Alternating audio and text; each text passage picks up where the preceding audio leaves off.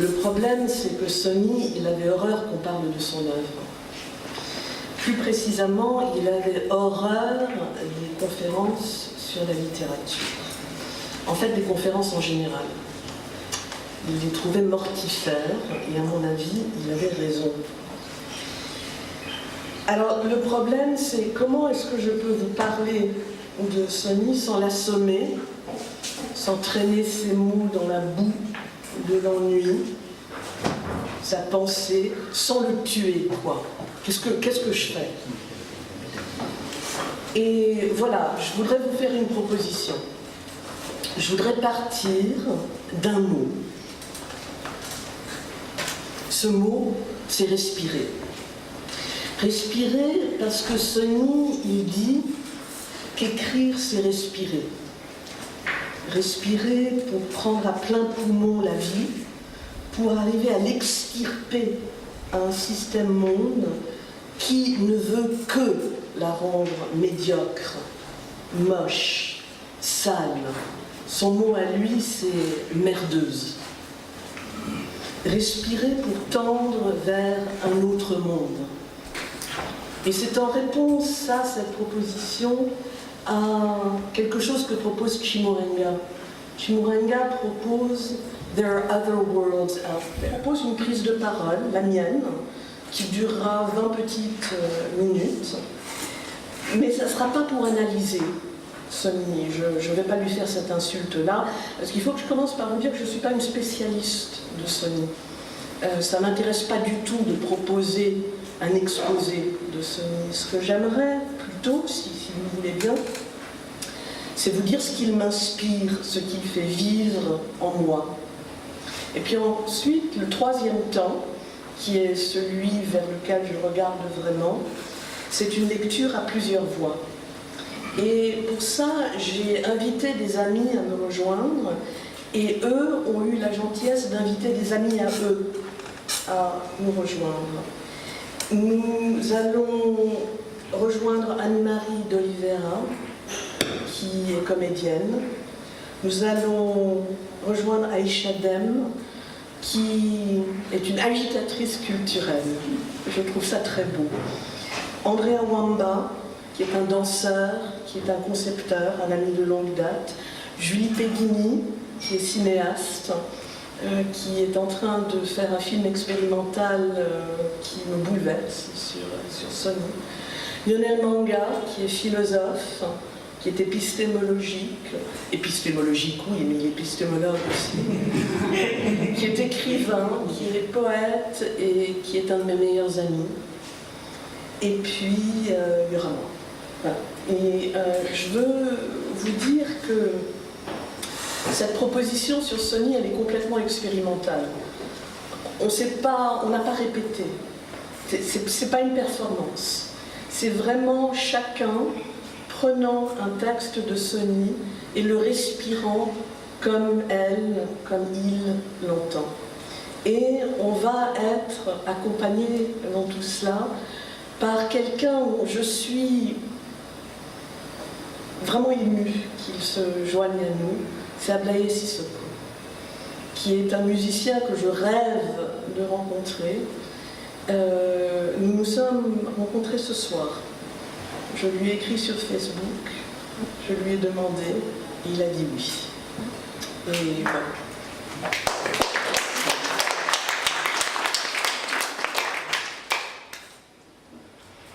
Alors voilà, il ne s'agit pas d'expliquer Sonny, d'abord je ne saurais pas comment. Il ne s'agit pas de le cerner, mais en fait il s'agit d'imaginer une manière, un dispositif, et lui il aurait dit un machin, pour respirer avec lui ce soir.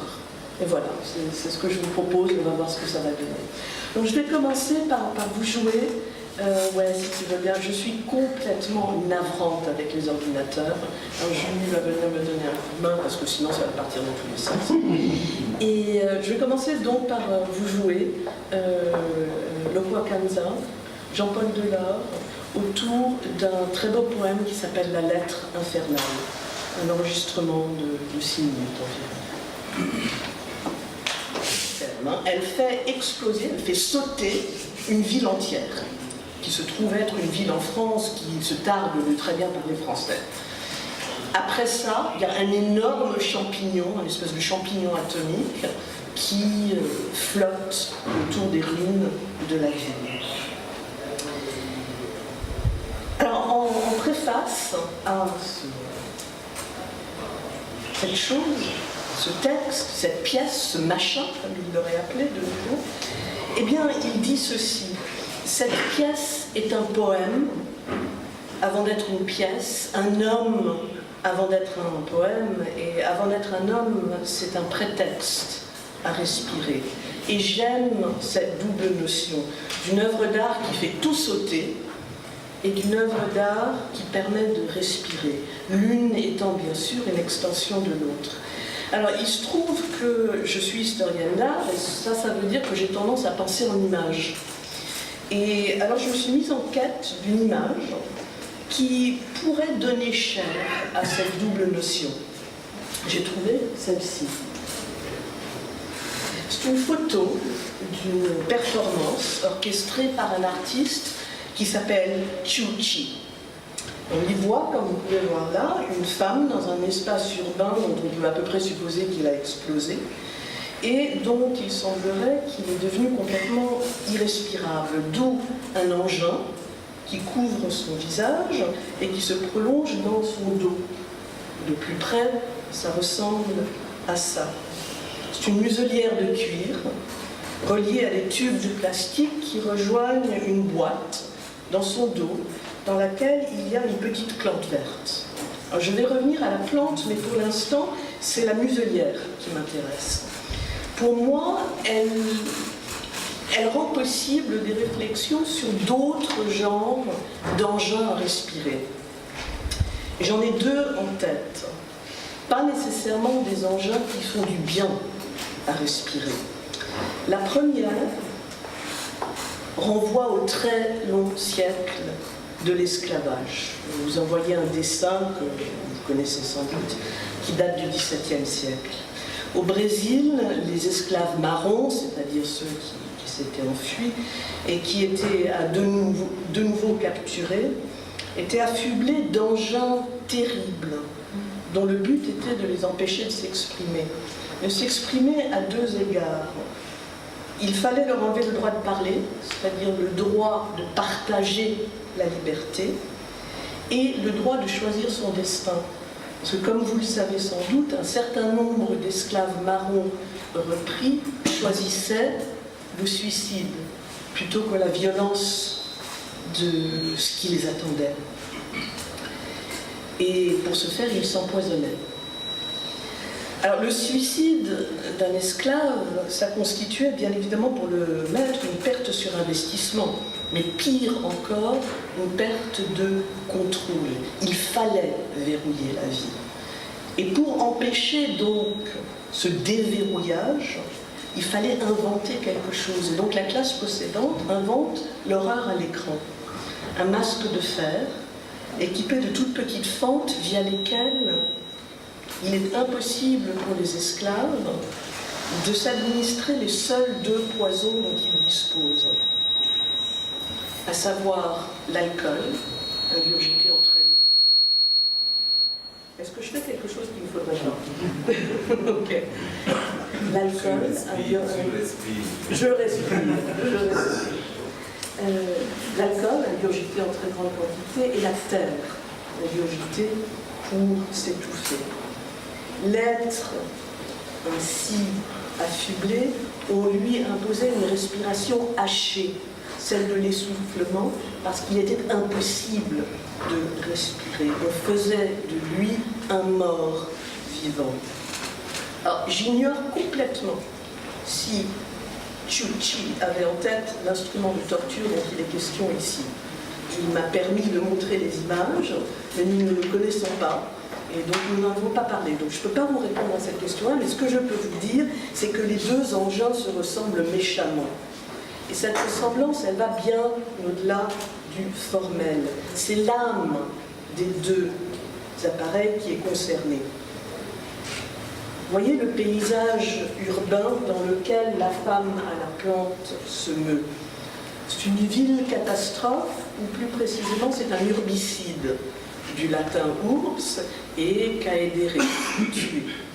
C'est une ville massacre. Alors il se trouve qu'on est à Shanghai, où des quartiers entiers chaque année sont détruits pour faire place à une ville dite moderne, à la hauteur des ambitions de l'oligarchie du pays. C'est le sujet d'ailleurs d'une installation de Zhen Xianlu, un autre artiste, qui s'appelle Under Construction. Je vous montre là un arrêt sur image. Donc on est à Shanghai, mais on pourrait très bien être ailleurs. On pourrait être à Alep, par exemple, en Syrie, bombardé, asphyxié, crevé dans le sillage de guerres coloniales, post-coloniales et néo-coloniales qui embrasent pays après pays, une région qui n'arrête pas d'imploser. Mais on pourrait tout aussi bien être à Détroit, aux États-Unis, au cœur de la déconfiture industrielle, du chômage épidémique, de l'incarcération en masse. On pourrait être à Lubumbashi, au Congo, dans les décombres de l'empire colonial, de la dictature mobuttiste et de la course effrénée aux matières premières. La ville, ici, toutes ces villes, c'est la ville capitaliste. Mieux, autre image de Lubumbashi, mieux c'est le capitalisme lui-même, tardif, sauvage, qui caractérise sans issue notre monde de début de troisième millénaire. Alors cet ensauvagement, il a bien évidemment des racines, il n'est pas venu de nulle part. Il trouve ses origines, j'enfonce une porte ouverte, mais il trouve ses origines dans la traite atlantique et dans le colonialisme, sans lesquels aurait été complètement impossible l'accumulation de ressources en labeur humain, en matières premières nécessaires à la révolution industrielle, c'est-à-dire au socle même du capitalisme. Autrement dit, il n'y a pas moyen de comprendre ça sans comprendre ça. La ressemblance n'est pas fortuite. Alors, si la femme à la plante ne peut pas respirer, c'est parce que l'air qui l'entoure est nocif, et pour cause. La forme de destruction dont il est question ici n'a pas comme seul effet de mettre à sac des bâtiments, de l'infrastructure. Elle met surtout à sac des corps, des cellules, des immeubles qu'on fait sauter, comme à Shanghai, ou qu'on laisse s'effondrer, comme à Détroit. C'est de la poussière d'amiante, c'est des particules de plomb, d'innombrables composantes chimiques qui s'échappent dans l'atmosphère et qui pénètrent les chairs via des systèmes respiratoires pris en otage. À Alep, que ce soit le régime américain ou syrien ou Moscou qui tire, c'est la même chose. C'est de l'uranium appauvri dans les bombes et les balles que tout le monde utilise et qui tuent la respiration, qui assaillissent les corps. La destruction comme celle que vous voyez ici, qui vient, comme vous pouvez le voir, d'une chaîne télé, c'est un arrêt sur image, oui, elle est spectaculaire, c'est l'horreur même, mais c'est l'apocalypse, mais l'important c'est ce qui se passe dans la post-apocalypse. Un mois, un an, une génération plus tard, la vie qui est mise à bas, les croissances arrêtées, les déformations, les cancers, les mutations génétiques, les morts nés, l'explosion de la misère, des extrémismes, des aveuglements les plus sinistres. Je ne vous montrerai pas de photos de ça, c'est trop laid. Mais c'est ce que le théoricien Rob Nixon nomme la violence lente, la violence à retardement. Les médias, les photographes, la presse, c'est ça qu'ils nous montrent. Ils montrent l'apocalypse, mais pas la post-apocalypse, parce qu'elle ne vend pas. Chu Kim, il me semble, nous dit les deux, l'apocalypse du présent et celle qui vient. Il n'est pas seul, il y a d'autres artistes qui, pour dire d'autres mondes, proposent un regard qui fait écho au sien. Djelili Atiku, que beaucoup d'entre vous devez connaître, qui déambule dans les rues de Lagos pour dire l'incurie de gouvernement et plus largement d'un système au monde entier qui n'ont cesse que de créer un environnement propice à la floraison de groupes terroristes. Ou encore Mohao Modisaken, qui photographie des personnages dont les bouches et les yeux sont occultés, respiration et regard tronqué. Aux États-Unis, dans une manifestation, un homme lève les bras pour dire ne tirez pas. L'air lui manque. Il porte un masque lui aussi, sur lequel 3 mots sont écrits au feutre. I can't breathe. Je ne peux pas respirer. La référence, elle est bien évidemment à Eric Garner, étouffé par un policier le 17 juillet 2014 à New York, après avoir crié, puis dit, puis murmuré, I can't breathe. On pourrait continuer la liste des artistes qui travaillent là-dessus, des activistes, des citoyens les plus ordinaires qui portent ce masque, qui se mue en symbole de notre sale présent. Alors ce sale présent, Sonny, cet espace irrespirable enfanté par le grand capital, il avait un mot pour le décrire. C'était cosmocide. Mais il parlait de cosmocide dans les années 70, bien avant qu'on parle d'anthropocène, bien avant que tout ce dont nous parlons aujourd'hui soit à la mode. Il parlait de cosmocide, le terrassement de tout un cosmos, le nôtre collectivement, de la vocation de l'être humain à être humain. Et contre le cosmocide, contre l'irrespirable, son écriture déploie quoi? Eh bien la respiration, le refus du masque. Mot de Sonny, citation donc, on est en 1976.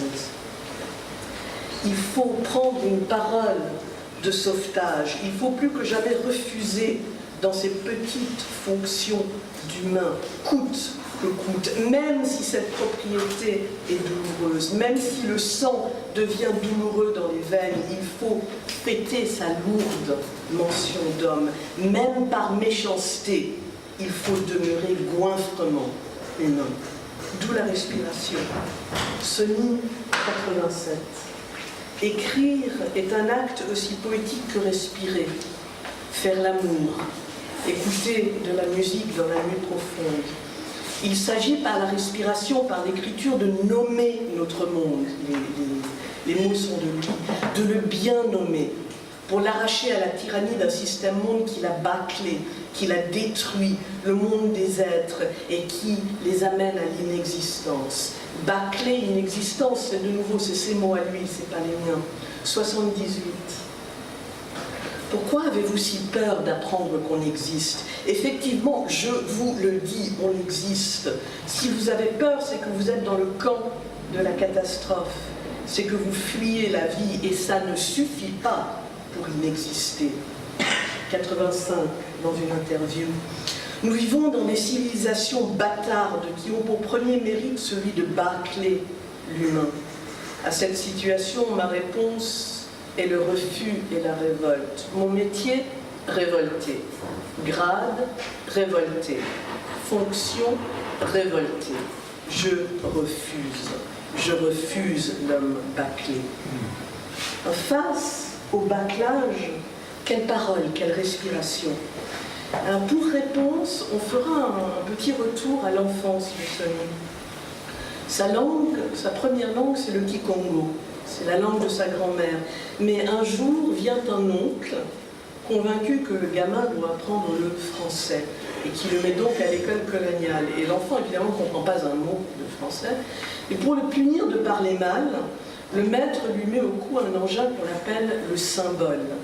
C'est une boîte munie d'un cordon. Et dans la boîte, il y a de la merde, littéralement du caca. L'élève qui porte la boîte étouffe.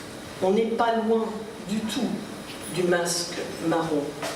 Et le seul moyen de se débarrasser de ce symbole, c'est d'identifier un autre enfant dont le français est mauvais, ou qui décide de parler dans sa propre langue, en swahili, en lingala, en congo, le désigner au maître, se muer en sale petit délateur, vendre l'autre pour cesser de respirer le caca. Alors Sonny, qu'est-ce qu'il fait? Il se réfugie aux toilettes, puis à la bibliothèque, puis au fond de la classe, où il cultive, il crée un petit laboratoire que le maître lui enlève. Et il va s'approprier le français, cette langue dont il va dire plus tard qu'elle le fait chier, qu'elle l'emmerde. il va la muer en machine à respirer, en langue de résistance. 86, Sony. J'écris en français parce que c'est dans cette langue que j'ai été violée. Mes rapports avec la langue française sont des rapports de force majeurs. À partir du français auquel il n'aura de cesse de tordre le cou, de faire exploser, comme dans l'œuvre que je mentionnais avant, La gueule de rechange, Sony se confectionne un masque, un engin à respirer. Masque muselière d'abord, puis dès le premier poème, masque espoir. Et au fil des pièces, au fil des romans, des essais, des lettres, il va se créer un fabuleux poumon casse-système. On en revient à Chuchi. La femme, je vous propose que la femme c'est Sony. Et la plante aimée, touchante, petite mais férocement verte, ce serait l'être humain, dont l'être qui respire, Sony lui-même, défend farouchement le droit d'être humain. Être humain autrement.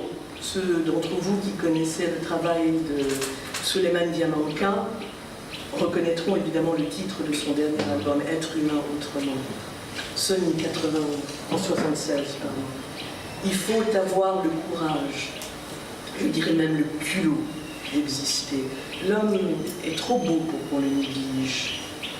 Beauté. Sony en est convaincu, il en est habité, il en est transporté. Cosmocide, oui, mais aussi cosmophilie. Émerveillement face au cosmos, joie intense devant les possibilités d'un univers dans lequel les êtres humains, entre eux, mais aussi avec les autres, les animaux, les plantes, les montagnes, les volcans, ont les outils si seulement ils ont le culot de les déployer, les outils, pour vivre en harmonie, se battre contre le cosmocide par la cosmophilie. Et Sony parle de sa grand-mère qui était cultivatrice et qui parlait aux plantes pour expliquer sa présence dans les champs, pour œuvrer de concert avec la nature, pour créer avec, pas en dépit ou dépend d'elle. Il parle de la magnifique capacité de l'homme à dépasser ce qu'il appelle sa gueule, c'est-à-dire la position de petit saligo, de petit délateur ou de grand dictateur qui veut imposer à l'être humain un système-monde cosmocide. Toute l'œuvre de Sony, telle que je la ressens moi, peut être lue comme une bataille rangée contre la gueule. Et d'où ce merveilleux titre, La gueule de rechange.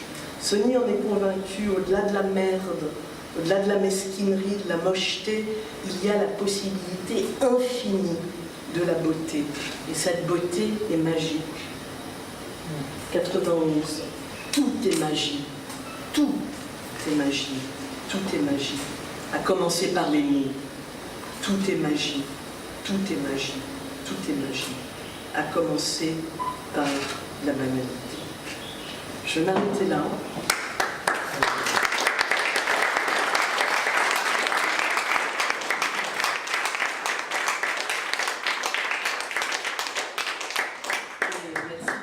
Pendant que les amis viennent me rejoindre, je vous propose de vous lever, de respirer, ça va nous mettre 5 minutes. On va passer, il y a une poétesse extraordinaire qui s'appelle Mota, qui lit très très bien un texte qui s'appelle Maintenant, de Sony. Donc on va jouer ça, on va s'installer, voilà, on va vous proposer une lecture qui durera une demi-heure, quelque chose comme ça.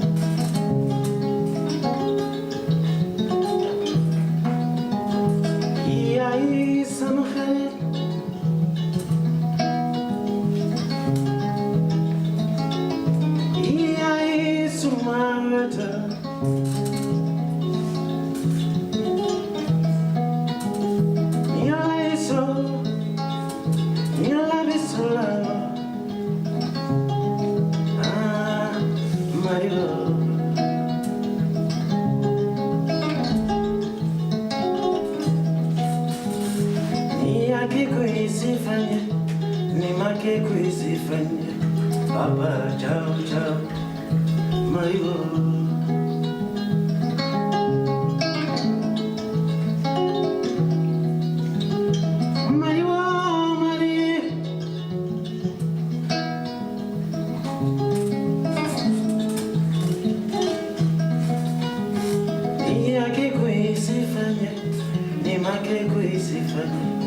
Papa, ciao, ciao, Mario.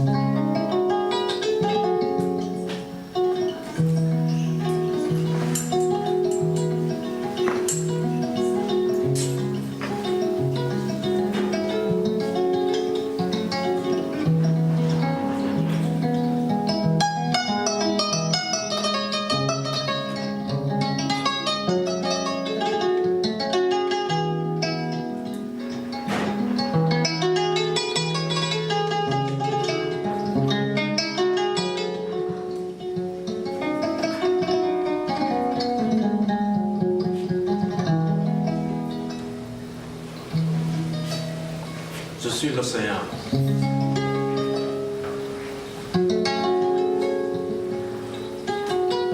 C'est notre monde.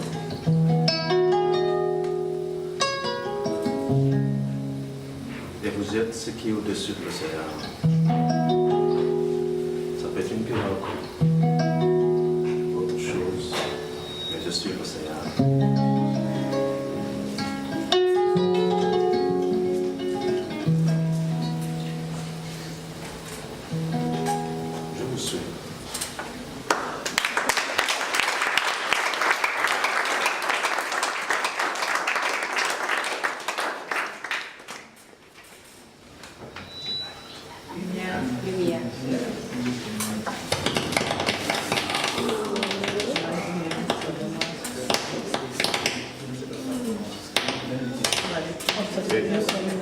On va l'éteindre.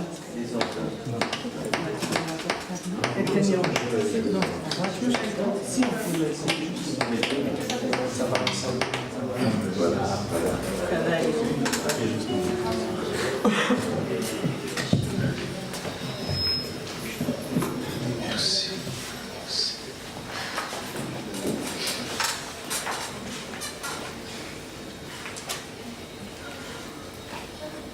Nous avons vidé la vie de toute son essence en essayant à tout prix de savoir qui on était, où on était et où on allait. À ces questions, qu'on dit primordial, je donne une seule réponse. Je m'arrête à exister. Au fond, si vraiment le vide existe, pourquoi ne pas y loger quelque chose? Mais je vais plus loin que le vide. Je m'utilise à exister. L'homme est finalement trop beau pour qu'on le néglige. Ne vous trompez pas, je ne parle pas du petit vendeur de privilèges. Je ne parle pas du petit monteur de vin, du petit distributeur d'opinion, ni du petit brouteur de position, ni du petit émondeur de slogan, ni de la petite machine à calculer les races. Je ne parle pas du truand esthétique, ni du délinquant idéologique, ni du zouave tiers-mondisant, ni du drogué linguistique, ni de l'albinos culturel. Je ne parle pas du candidat au néant, mais du volontaire. Oui, parce que la mention d'humain est tellement sale qu'elle ne revient qu'au volontaire. Volontaire à la condition d'homme, qui veut, et surtout, qui dit mieux. Le poète, au juste, qu'a-t-il de plus que les autres, sinon son entêtement? Il se nomme à traverser la vie par les lieux les plus fermes. Et faute de viande ferme, il l'invente. Il se désigne à puiser les choses dans leur nom. Et s'il parle, c'est à titre d'exemple. En cela, il est différent de l'homme qui s'improvise et qui improvise l'univers. Sans équivoque, il pose l'acte de respirer et échappe délicieusement au terrorisme d'exister. Il crée un corps-langage où gémit son âme. Maintenant, qui est poète et qui ne l'est pas? Je crois que tout homme est poète qui choisit de traverser la vie par cet endroit qu'on appelle mention d'homme.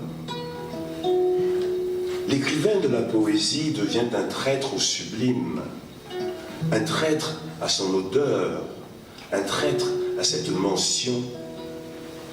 Je suis, voyez-vous, ce traître-là.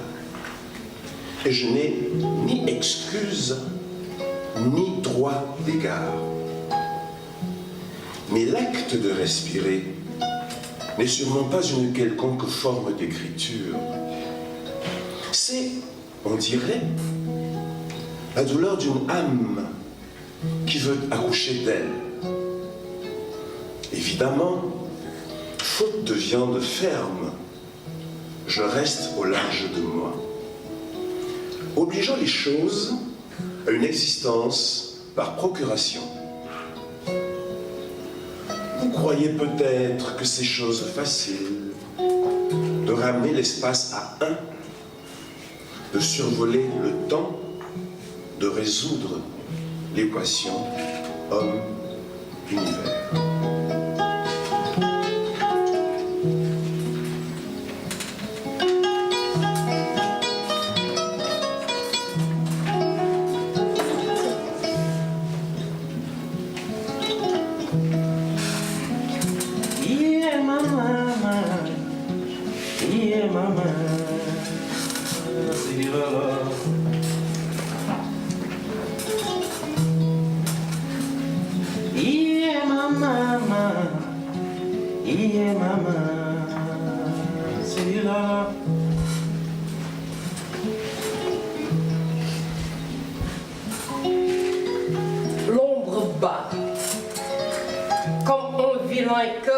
fond des choses.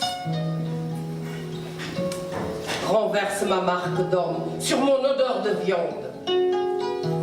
Et je circule violemment au fond des inhabités. Des mots. L'acte d'écrire devient prétexte de respirer. Lentement. Très lentement, je marque les pas sur la race des étoiles. Que les choses amènent au fond de mon obsession. On s'amuse alors qu'il faut bâtir.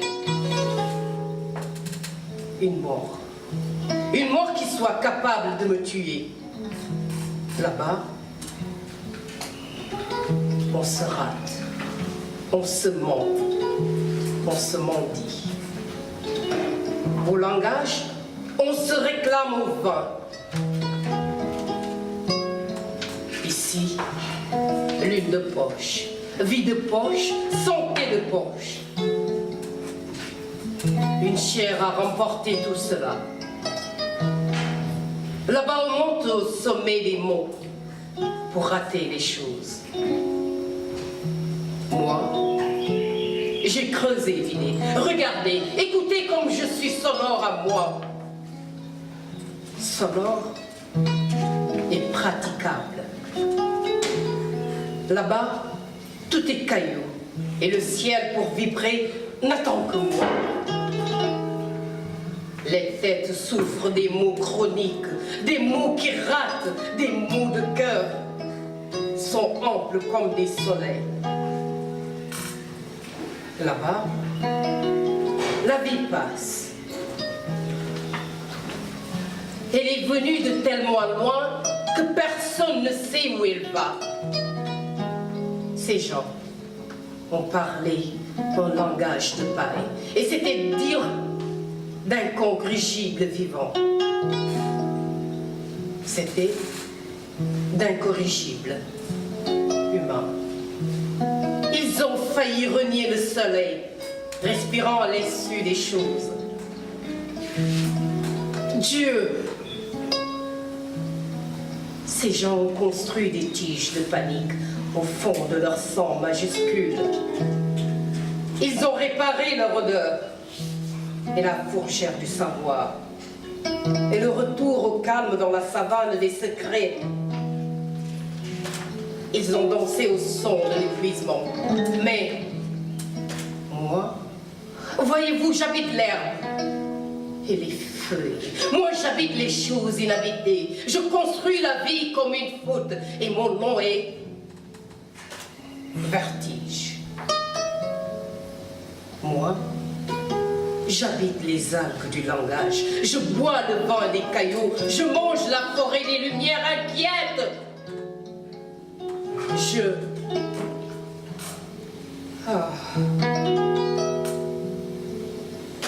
Mon rêve épinglé sur mon ton végétal. Et l'arbre douloureux et l'arbre effort de respirer surgit au fond. Au carrefour des viandes, les mots sont fatigués. Les mots sont fatigués. Les mots sommeillent. Les mots ont déserté les ventres de langage. Mais j'avance puisque j'ai provoqué la matière en duel. Je respire comme on joue du saxophone. Je marque le pas sur ma viande imbécile. Je fais l'amour au fond de mon sang abyssal. Non, je m'en fous de vos crises d'identité. Je marche comme un caillou cher parce que ma mère m'a enseigné à creuser de coudre le temps. Toute ma vie, je cours le temps. Je peuple la matière qu'on habite. Partout. Oui, camarade, j'affirme. Le rire et le ton sur ton vieux crâne de mammifère. Mais quelle pauvreté dans le crâne, quelle pauvreté dans les cuisses. Je monte à l'assaut des siècles moisis, dans les cadences des fièvres, pour l'orgasme des sommeils, pour les joies végétales et le sourire minéral des plombs. Je monte à l'assaut des espaces, pour les failles du cerveau, pour le corps désobéissant, pour le refus de passer. Je fais tache d'huile dans l'univers. Je construis un grand... Non. À la fin, je construis des barrages de... Non. À la mort, ne vous étonnez pas. Ma révolte est multiple. Je dépasse la vie.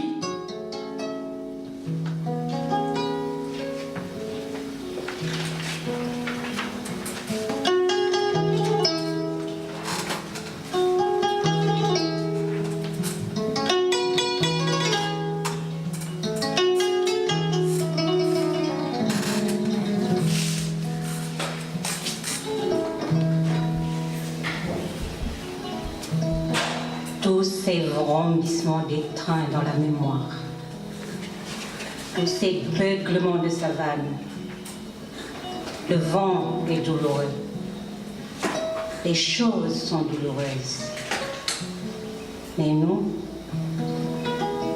passons. Quelle erreur ça serait de demeurer avec tant de ciel dans les côtes, avec tant de marques dans les yeux. Il faut percer le temps, trouer les choses, faire des brèches dans la viande. Il faut tirer l'existence par les cheveux, parce que demeurer est trop dur et douloureux. Il faut construire l'effort de passer dans le rêve docile qui creuse les choses, qui effondre l'univers, qui écrase. Je voulais parler, mais les mots, tous les mots ratent. Ajoutez à cela ce cœur qui sent le caca. Était-ce ma faute si j'ai remporté la vie?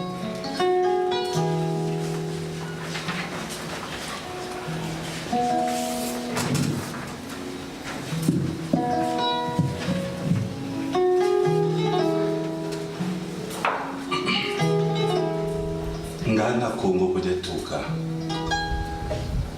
buyula mwana wanswa ni yula nkula muntu kakutela kutoka Congo ko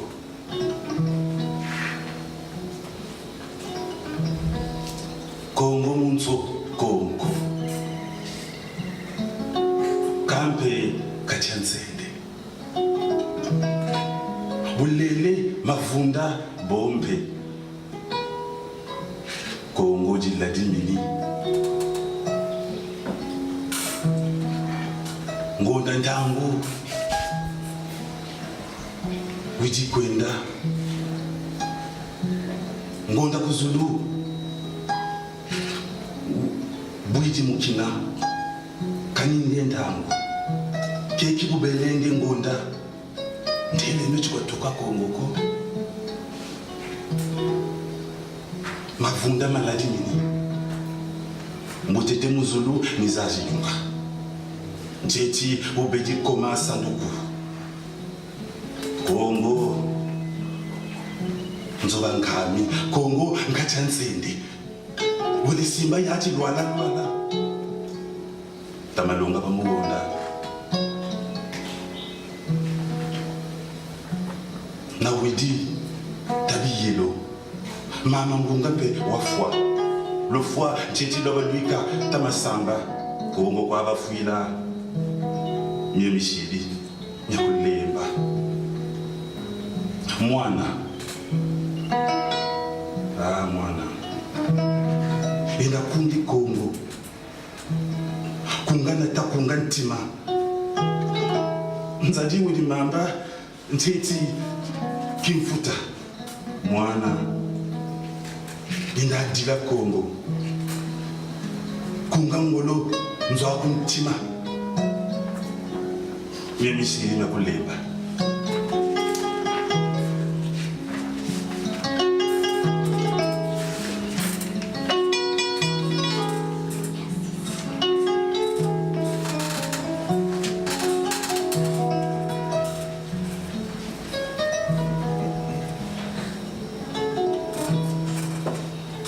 Écrire est un acte aussi poétique que respirer, faire l'amour, écouter de la musique dans la nuit profonde. Écrire, c'est choisir ses amis et ses ennemis parmi les mots. Mais pour moi, cet acte est magique. Il me permet de confirmer et d'affirmer les choses, à mes yeux. Imaginez quelqu'un qui prêterait les yeux aux choses et aux hommes qui ne les ont pas, ou bien qui les ont perdus. Je suis peut-être cet homme-là. Mais aussi, écrire est, je crois, la meilleure façon de mettre en doute les choses, de les soumettre à l'épreuve de l'existence. Ma religion est celle du doute permanent qui conduit à la vérité.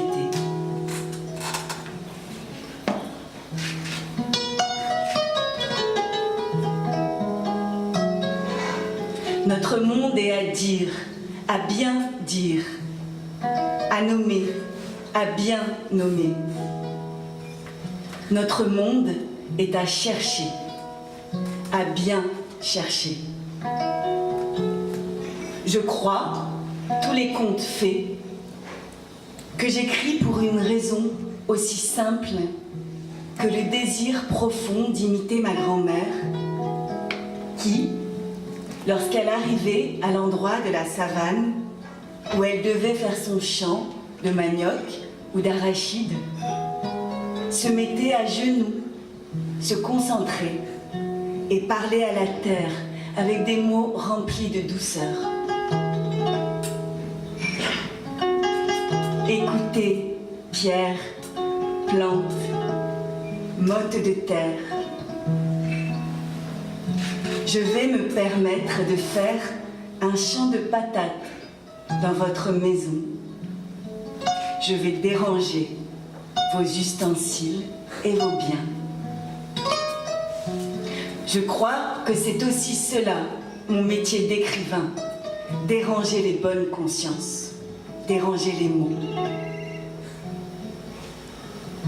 Je travaille dans la maison des émotions, où je prends conscience de participer à l'équilibre de l'univers. Je sais que le premier écrivain, c'est Dieu. C'est là une phrase que l'arrogance des technocrates ne peut pas comprendre. Mais qui puis-je? Personne ne peut prêter ses veines et ses artères aux autres.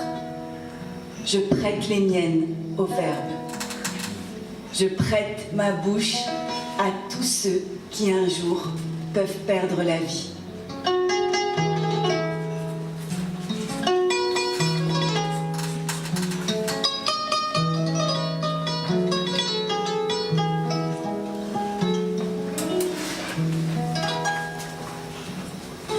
La nuit est morte de poitrine. Elle a toussé toute la nuit. Le tam-tam a sonné dans ses tranches houleuses et des vierges pur sang. L'horreur d'une conscience nouvelle au ciel du pigment mange l'ombre trismégiste du casque colonial. Deux belles filles giclent au visage, creusant à fond le silence de la vie.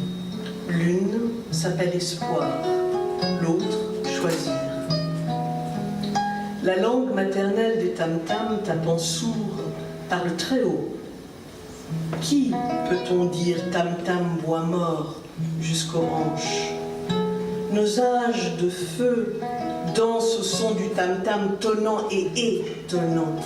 Nourri du lait noir mais délicieux quand même, le lait des lucioles. Je me lève dans l'opprobre, je me lève dans la honte comme un soleil de sang noir. Le silence vire au néant, mais par méchanceté, je danse. Je danse dans vos statistiques, dans vos verres de champagne. Je danse dans le guignol. Je saute dans vos sauces parfumées, dans vos plaisirs, avec mon moral de beefsteak saignant. Je danse dans vos recettes avec mes pieds de salade. Vous n'avez pas peur, n'est-ce pas, quand je danse dans vos recettes avec mes pieds de salade.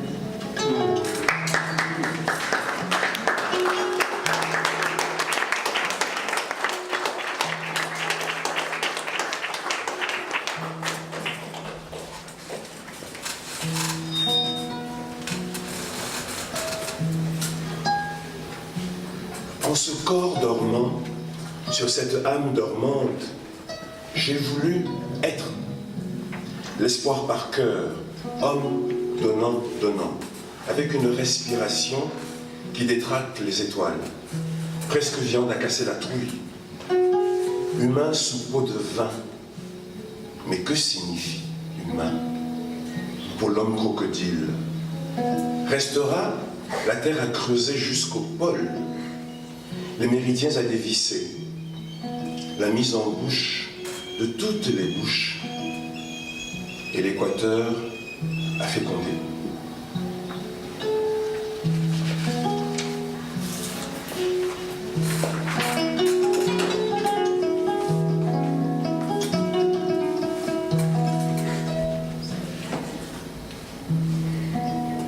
La littérature, je m'en sers à être vivant, à tenir le plus longtemps possible.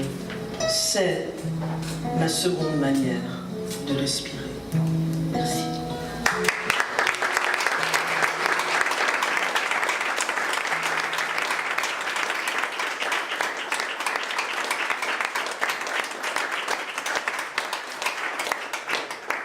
Merci à tous ces amis qui ont bien voulu me rejoindre dans cette expérience, dans cette expérimentation. Merci. Merci.